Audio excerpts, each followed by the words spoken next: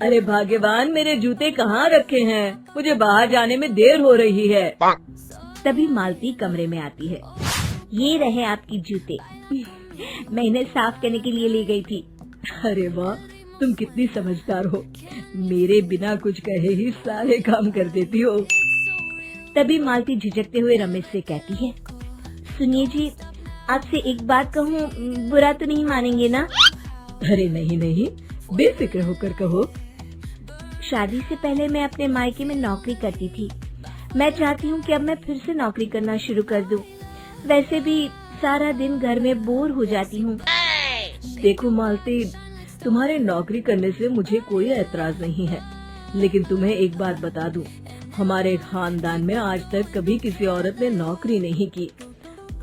फिर भी एक बार तुम माँ से पूछ कर देखो, अगर वो तुम्हें नौकरी करने की इजाजत दे देती है तो अच्छी बात है। रमेश वहाँ से चला जाता है। फिर उसी शाम मालती अपनी सास के पैर दबा रही होती है।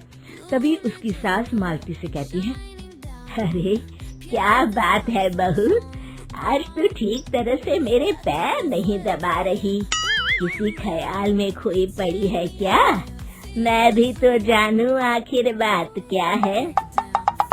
दरअसल वो माँ जी। अरे हाँ हाँ बोलो, इतना सोच क्यों रही हो? माँ जी, अगर आप बुरा न माने तो मैं नौकरी करना चाहती हूँ। घर के काम करने के बाद मेरे पास काफी वक्त बच जाता है।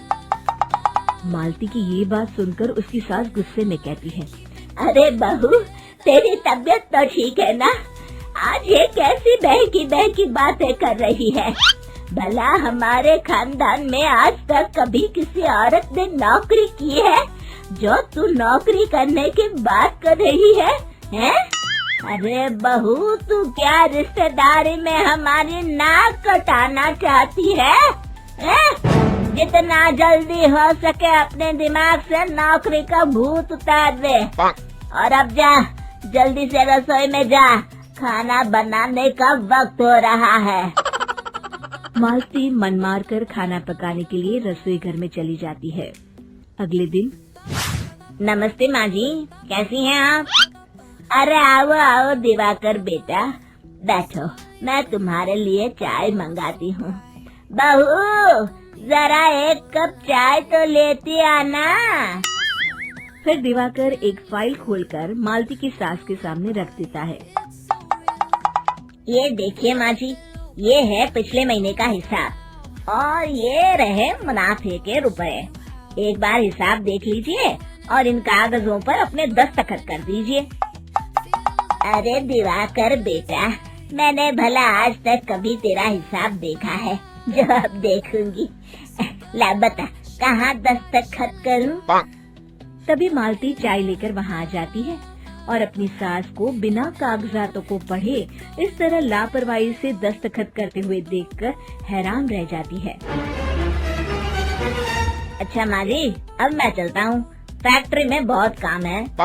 फिर दिवाकर वहाँ से चला जाता है। कुछ दिनों बाद मालती बाजार में कुछ सामान खरीद रही होती है।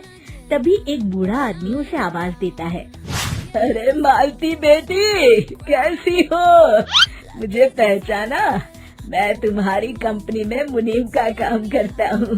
हाँ चाचा जी, मैं आपको बिल्कुल पहचानती हूँ। कहिए, कैसे हैं आप? मैं तो ठीक हूँ। कंपनी में कुछ भी ठीक नहीं चल रहा, यहाँ तक कि हमें ठीक वक्त पर तनख्वाह भी नहीं मिलती। ये आप क्या कह रहे हैं? अब क्या बताऊँ, आप लोग तो कभी हिसाब किताब देखने दफ्तर आते नहीं। मेरी मानो तो एक बार आप लोग दफ्तर आकर सारा हिसाब किताब देख लो, आपको असलियत पता चल जाएगी। अच्छा बेटी, अब मैं चलता हूँ, देर हो रही है। फिर वो बूढ़ा वहाँ से चला जाता है। वहीं दूसरी तरफ मालती घर पहुँचकर अपनी सास को सारी बात बताती है। तभी वहाँ रमेश भी आ जाता है, लेकिन मालती की सास मालती की किसी भी बात पर विश्वास नहीं करती। तभी रमेश कहता है, अरे माँ, बिना आग के कभी धुआं नहीं उठता। जब मालती इतना कह रही है तो हमें एक बार दफ्तर चलकर देख लेना चाहिए।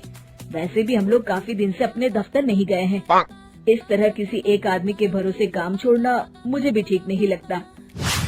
अगले दिन वे सभी अपने दफ्तर पहुंचते हैं और सीधे दिवाकर के कैबिन में जाते हैं। अचानक सबको एक साथ देखकर दिवाकर चौंक जाता है। अरे माँ जी, आप सब लोग अचानक यहाँ कैसे आ गए? अगर कुछ काम था तो मुझे एक फोन कर दिया होता, मैं आपके घर आ जाता। तभी मालती की सास कहती है, अरे दिवाकर बेटा, आज मैं हिसाब देखने दफ्तर आई हूँ। जरा मुझे पिछले 6 महीनों का हिसाब दिखाना तो बेटा। दिवाकर घबराते हुए हिसाब की फाइल मालती की सास को देता है। मालती की सास फाइल लेकर मालती को देती है और कहती है, ले बहू, देख ले हिसाब। मालती फाइल को बड़े गौर से देखती है और अगले ही पल उसे सारी गड़बड़ी समझ में आ जाती है। वो अपनी सास से कहती है, माँ जी, मुनीम चाचा बिल्कुल सही कह रहे थे। हमारी कंपनी में पिछले 6 महीनों में जितना मुनाफा हुआ है, हमें उसका आधा पैसा भी नहीं मिला। यूँ समझ लीजिए कि 1 रुपये में सिर्फ चवन्नी ही हमारे हाथों में आई है। मालती की बातें सुनकर मालती की सास गुस्से से दिवाकर को पूछती है, क्यों दिवाकर, मेरी बहू जो कह रही है वो सच है? दिवाकर समझ जाता है आज उसका भांडा फूट चुका है। वो गिड़गिड़ाते हुए कहता है, मुझे माफ कर दीजिए माँ जी, मैं पैसों के लालच में अंधा हो गया था। अरे वाह दिवाकर, तू तो एक नंबर का चोर निकला। इतने दिनों से मैं तुझ पर आंख बंद करके भरोसा करती रही और तू मुझे ही चुना लगाता रहा। अभी के अभी निकल यहाँ से और दोबारा अपनी शक्ल मत दिखाना।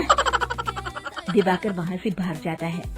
मालती की सास मालती को शाबाशी देते हुए कहती है, बहू, आज मैं समझ गई कि पढ़ाई लिखाई हमारी जिंदगी में कितनी जरूरी है। मैं बहुत किस्मत वाली हूँ जो मुझे तुझ जैसी बहू मिली है। शिक्षा, पढ़ाई लिखाई का इस्तेमाल सही जगह करके हम दुनिया में बहुत कुछ बदल सकते हैं।